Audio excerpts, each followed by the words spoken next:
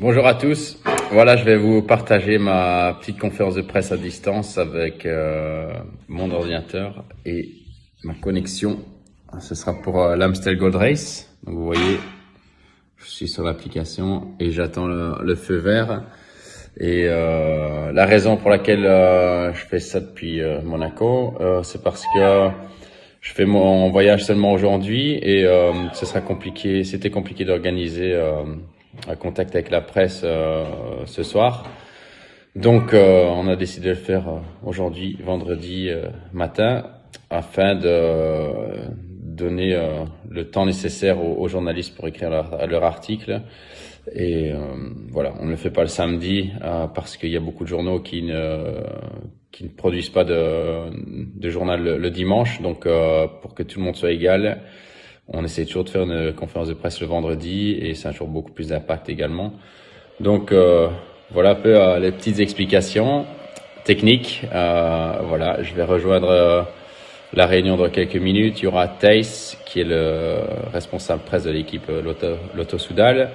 Et c'est lui qui va un peu gérer les questions et le timing. Mais vous allez voir, je vais filmer une petite partie des questions. C'est toujours assez sympa de voir comment ça se passe parce que je pense que c'est intéressant de montrer quelquefois l'arrière de la scène et d'expliquer un peu comment ça se passe tout simplement. Mais c'est jamais très compliqué.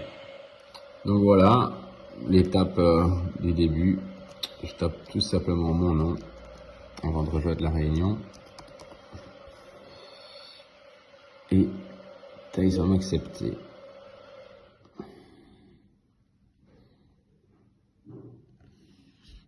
Et ce sera parti. Bonjour Philippe. Hey Thijs, ça va? Oui, très bien, toi aussi. Ouais, ça va. Tu vas t'entraîner directement après. Ouais. Et après, je prends l'avion, tu vois, donc... Ok, très bien. Petite question et après j'admets tous les journalistes dans le cas. Ouais. Tu te souviens l'interview avec Remco? Ouais, il y avait une demande d'interview. Ouais. Oui, il veut encore le faire. C'est possible de le faire le mardi après-midi, Mais où? avant Flash Brabanson. Ouais, pour moi c'est bon, mais en digital. Oui, je crois, oui. Mais si ça te convient, j'organise ça avec l'équipe de Remco et on fait un call. Ouais, pour moi c'est bon. Pour moi c'est bon. Mais 16h, alors? 17? Ouais, de 16h à 16h30, c'est bien.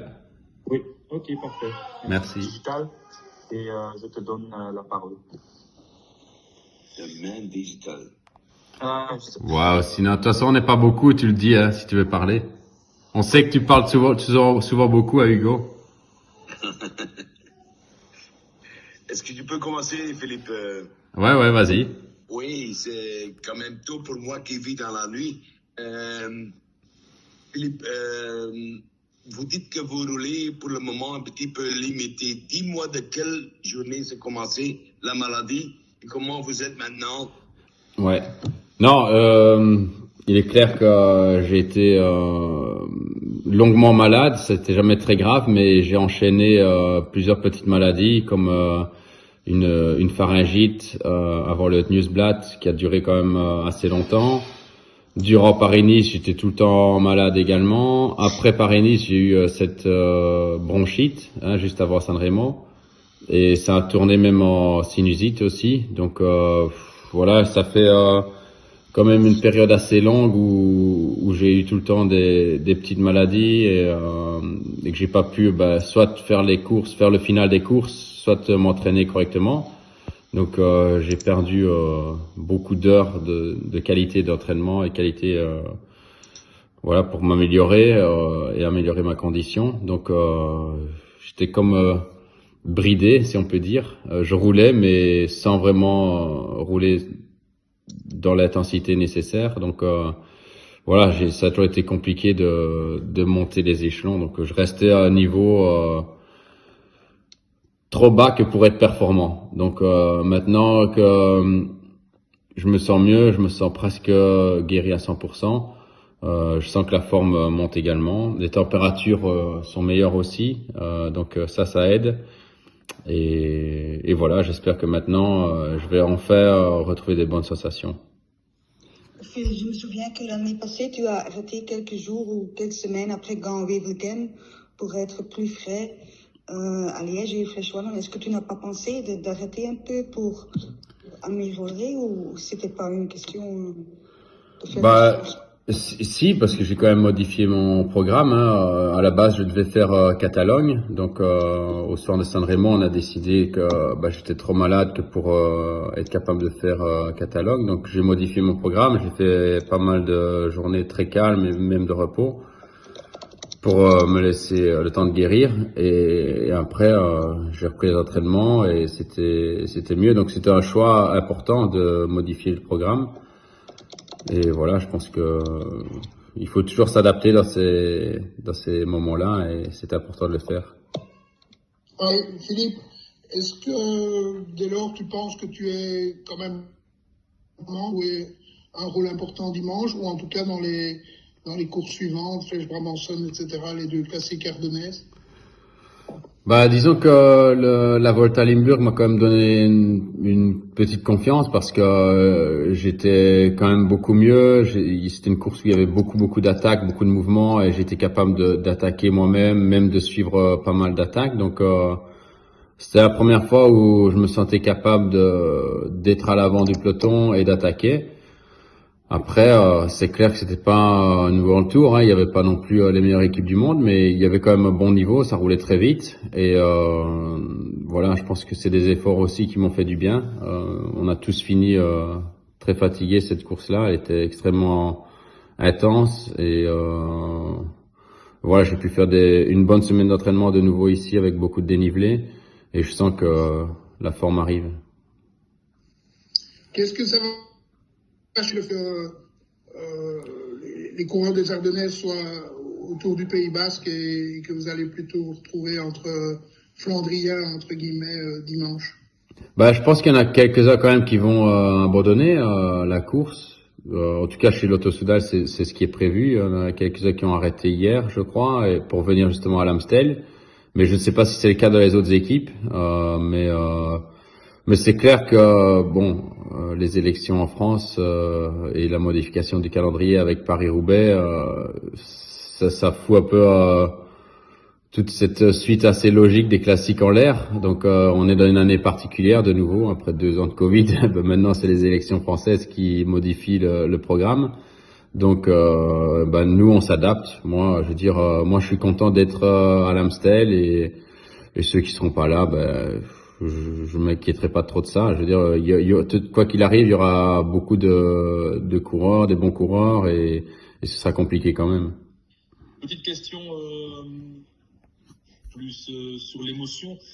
Si tu devais trancher entre Liège-Bastogne-Liège et l'Amstel dans les courses de cœur, est-ce que tu arriverais à faire un choix? C'est 2 courses qui me tiennent à cœur. C'est difficile de choisir, mais ouais, j'aime faire ces 2 courses. Je pense que ouais, au niveau des chances de résultats, elles sont beaucoup plus élevées à l'Amstel qu'à Liège. Depuis quelques années, c'est devenu un peu plus compliqué pour moi. Depuis que j'ai un peu misé depuis le moment où j'ai commencé à miser sur les classiques flandriennes plutôt, et voilà, être un peu plus musclé, un peu moins léger. Ça est devenu difficile dans le final de Liège parce que chaque kilo compte, hein. On a quand même 4200 mètres de dénivelé sur Liège-Bastogne-Liège. Et si on doit porter 1 ou 2 kilos en plus que d'habitude, ça se ressent. Donc voilà. Par contre, l'Amstel, c'est plus en force, c'est plus technique aussi. C'est le placement qui fait beaucoup plus la différence. Qu'à Liège, c'est vraiment les jambes qui parlent, et c'est une course plus pour les grimpeurs. Je pense qu'on a une équipe assez jeune qui n'a pas non plus une grande expérience du parcours, donc ça va être de nouveau un apprentissage pour la plupart.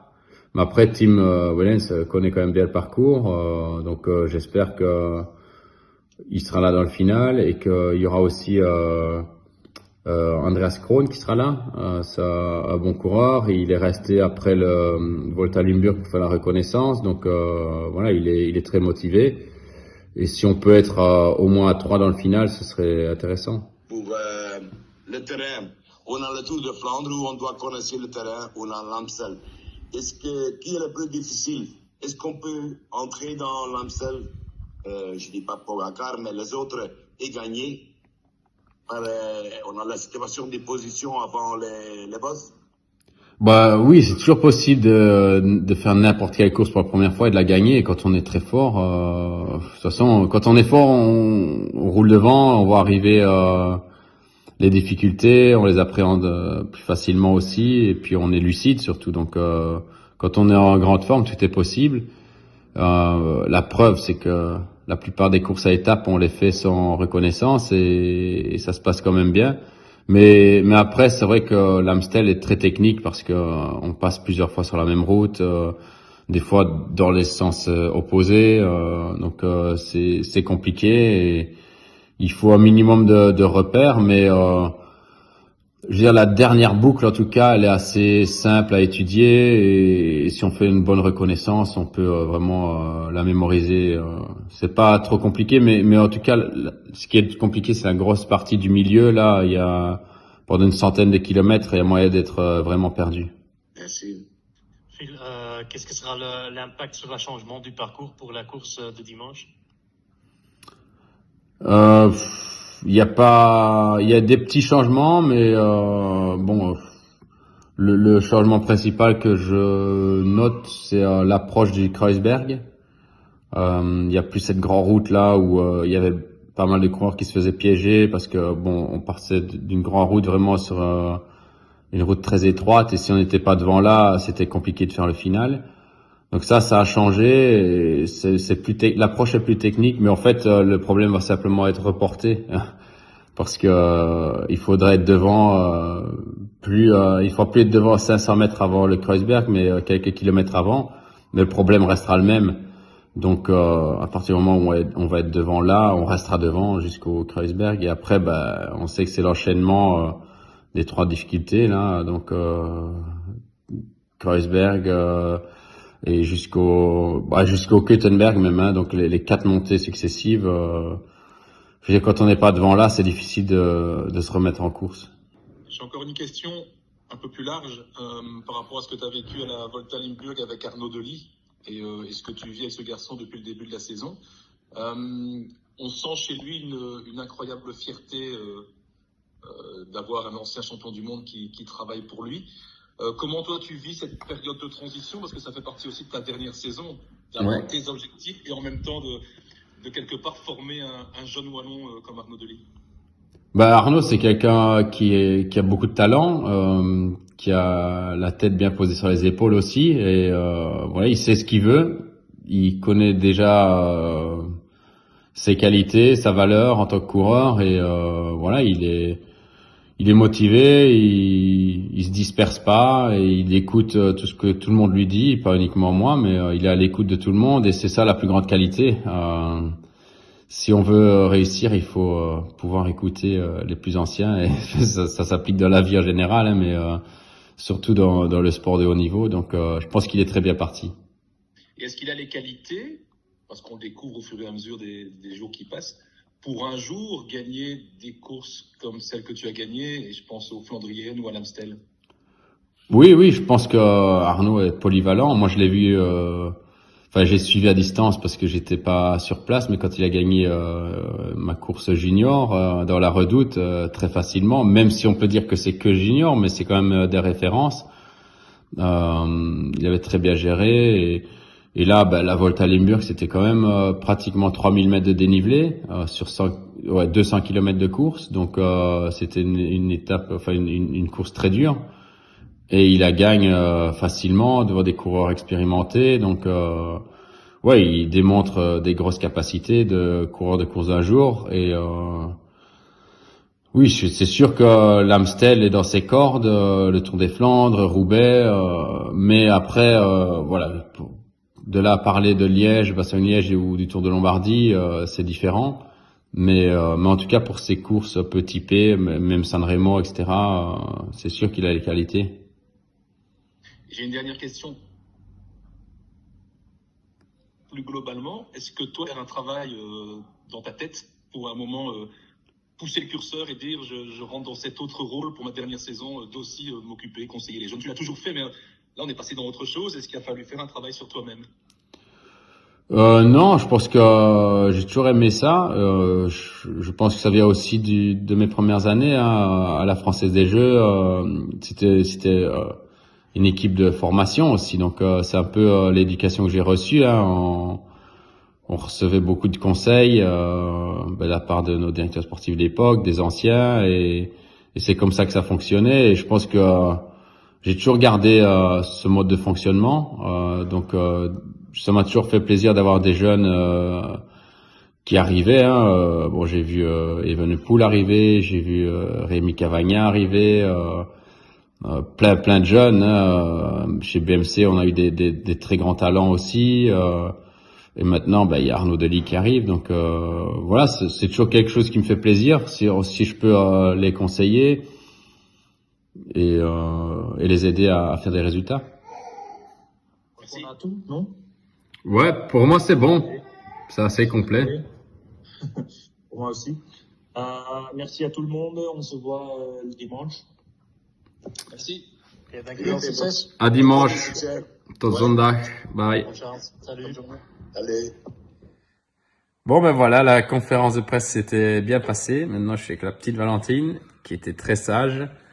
Et j'espère que vous avez apprécié de voir comment ça se passe. Vous voyez, les journalistes sont des gens tout à fait normaux, qui posent leurs questions, qui sont passionnés, qui ont étudié aussi le parcours, Oui, papa. Et les différentes équipes, les ambitions, etc. Et leurs questions sont toujours intéressantes. Donc voilà un peu sur quoi les articles sont basés. Parce que des fois, on se demande comment ça se passe, mais c'est pas que on écrit un texte et que c'est envoyé. Vous voyez, c'est un vrai échange. Il y a des questions, il y a des échanges. C'est toujours intéressant et amusant de faire des conférences de presse comme ça. Et maintenant, Thijs va faire un résumé aussi pour l'équipe, donc l'Auto-Soudal, qui mettra sur le site internet. Donc il y aura notre propre communication et après la communication de chaque média qui choisira évidemment son titre, son contenu, etc. Et voilà. Vous pourrez vous amuser à comparer aussi le résultat par rapport aux questions, parce que des fois ça peut être interprété de façon différente et c'est toujours assez amusant à voir. Allez, merci de m'avoir suivi encore une fois. Et je vous dis rendez-vous dimanche sur le vélo. Bye bye. Bye bye.